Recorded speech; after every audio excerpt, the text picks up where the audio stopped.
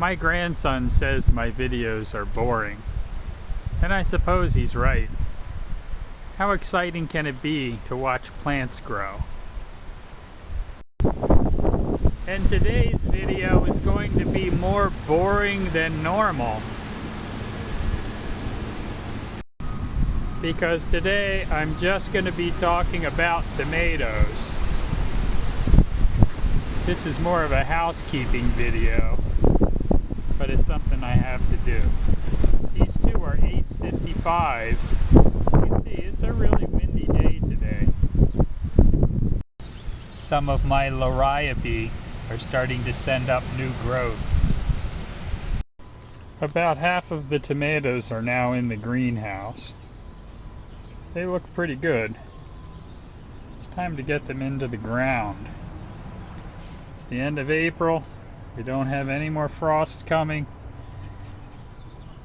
And it's time to put them in the ground so they can start growing.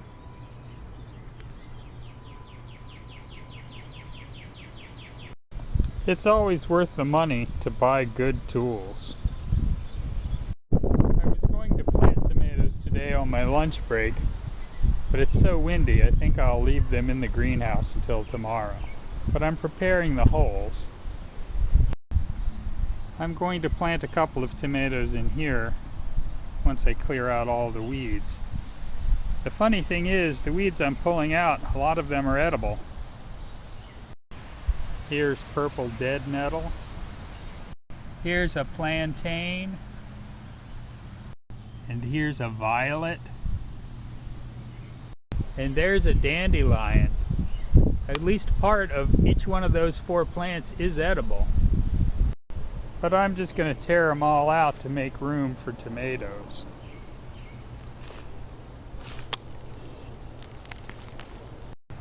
And just to prove how tough some of these weeds are, this purple dead nettle, it's just growing in a hail of rocks. There's not even any dirt in here.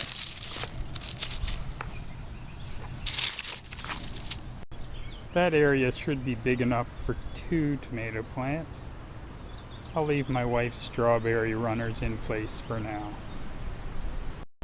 So that's the end of the exciting part of the video. Now I'm going to do a little bit of housekeeping. First of all, by the time you see this, my videos will have had about 10,000 views. And that's a lot more than I ever imagined.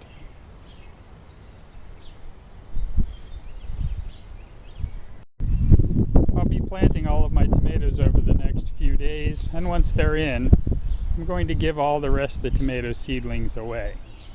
I have about 120 seedlings, and I'll use maybe 30 of them. So if you live in the area and you know me and you want some tomatoes, watch the really boring part of this video at the end, where I go through the characteristics of each of the 20 varieties of tomatoes we're growing this year. And the other thing I wanted to mention is I'm going to start posting some boat videos. These are videos of a boat I'm working on. So I'll start the title of each one of those videos with the word boat. If you don't have any interest in boat videos, just don't watch them. But I'm not going to set up another YouTube channel just to post boat videos. And by the way, if you're curious, this garden plot is a little less than 4 feet square. It has a total of 36 plants in it, arugula and 2 kinds of lettuce, and it produces more than we can eat. So now, without further ado, here are the 20 tomato varieties we're growing this year. Number 1 is Garden Leader Monster from Ferry Morris. This is an indeterminate tomato. It's a large vine. It'll grow over 6 feet tall. It produces medium-sized tomatoes in clusters of 3 to 5 that are an orange-red in color, and the plant is fairly disease resistant. I would rate it as good in the disease resistant department. It's also the favorite of the wild animals. Number 2 and number 3 are both beefsteak tomatoes, one from Ferry Morris and the other from American Seed. These are indeterminate plants of medium size. They'll get up to about 6 feet tall. They produce medium-sized tomatoes that are red in color, and I would rate them as very good in the disease resistance department. And number 4 is large red cherry from American Seed. This is an indeterminate plant of medium size, and it grows small tomatoes, cherry tomatoes, that are red in color, as the name implies, and I would rate this very good in the disease resistance department. Number 5 is Carbon from Baker Creek. This is an indeterminate plant. It's a large plant. Vines will easily get over 8 feet tall. It produces large fruits. By large, I mean over 12 ounces, big enough for one sliced tomato sandwich. I'd rate the disease resistance on this plant at very good. And also the tomatoes are more purple in color than red. Number 6 is Brad's Atomic Grape from Baker Creek. This is an indeterminate vine of medium height. It grows small tomatoes. They're grape tomatoes, but they're a little larger than regular grape tomatoes. And the color, well, I don't know what to say about that. It's a combination of green, orange, red, purple, and black. It's hard to tell when they're ripe, but they taste good. And I would rate the disease resistance on these as very good. Number 7 is Brandywine. It's a large, indeterminate vine that produces large fruits. I would rate the disease resistance on this plant as good, not very good. And it's the only one I grew that has potato vine-shaped leaves. And the fruits on this one are pinkish red. Number 8 is Purple Russian from Baker Creek. It's an indeterminate vine. It's a large vine. It produces tomatoes of medium size. I don't really know about the disease resistance. I grew a couple of these last year, and when they got to 9 feet tall, I pinched the tops off of them so they would bush out, and instead both of the vines just died over the next couple of days. So I don't know whether that's what killed them or if they were having disease problems that I didn't notice. The fruits themselves are sort of in the shape of a human heart. That's the best description I have for them, and they're purple in color. Number 9 is Super Steak Hybrid from Burpee. That is an indeterminate tomato. It's a large plant. It produces large red fruits, and I'd rate the disease resistance as very good. Number 10 is Mortgage Lifter from Burpee. That is an indeterminate large plant. Produces large tomatoes. I'd rate the disease resistance as poor. These plants always seem to die before the end of the season. And it produces pinkish overtoned red fruits. Really good eating. Number 11 is Supremo. That is a determinate variety of medium height. It grows medium-sized fruits that are red and sort of Roma tomato shaped, but they're good to eat fresh or to cook with. The disease resistance on this plant is very good, and I will note that this plant and also the Ace 55, although they're determinants, for me they grew all season long. And number 12 is Ace 55, also from Botanical Interests. That's a determinate plant of medium height. It grows large red fruits, and the disease resistance on this plant is very good. I did have some problems with the tomatoes developing vertical cracks downward from the stem area, but not bad enough to make the tomatoes unedible. So I like them. The next group of tomatoes are ones I haven't grown before. So I don't have a lot of information on them, but I'll give you what I do have. The first one is from Burpee. It's their steak sandwich hybrid.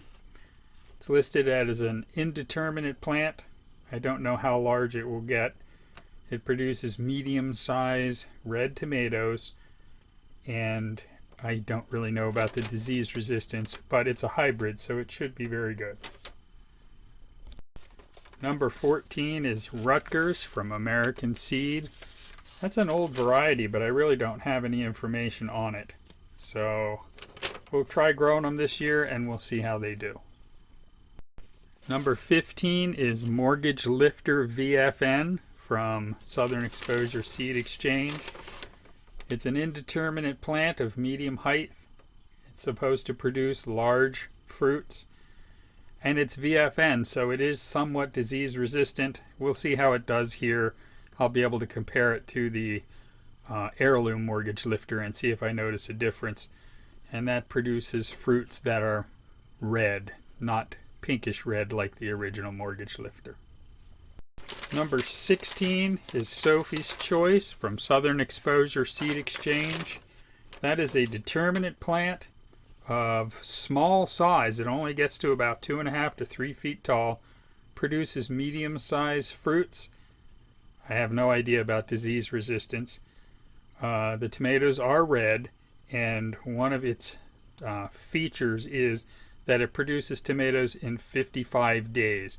Basically, this plant is going to grow quickly, set all of its fruit, and after about maybe 10 weeks, the plant is going to die off. It's also not good in the heat, so that will work out here okay. Number 17 is Mr. Fumarole. Fumarole? I don't know how to say it. From Southern Exposure Seed Exchange. This is an indeterminate plant of unknown height. It produces medium-size, oblong-shaped tomatoes that are red. I have no idea about disease resistance, but it's a tomato that's good for cooking, like a Roma tomato. It's also good to eat fresh. Number 18 is Black Crim from Sunshine Sophisticates. I've actually grown these before from a different supplier. So assuming it's true to type, it will be an indeterminate plant, grows large, 8 to 10 feet, produces large purple fruits, very good to eat, and I would rate the disease resistance on this as good. Number 19 is Tiny Tim. It's also from Sunshine Sophisticates. I've never grown these before, and I really don't have any information on them, so we'll just have to grow them and see how they do. And the last one is just labeled Wild Tomato. The seeds are tiny. It is from Garten der Sonne in Germany. And again, I have no information on these, so I don't know what to expect. But we'll grow them, and next year we'll have a better idea. So that's the lineup of tomatoes for 2021. If you see anything that interests you, let me know. All of you people who know me who live in the area, I'll be giving them away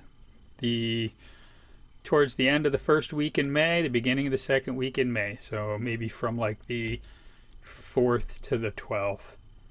It's time to get those tomatoes in the ground. Happy gardening, everybody.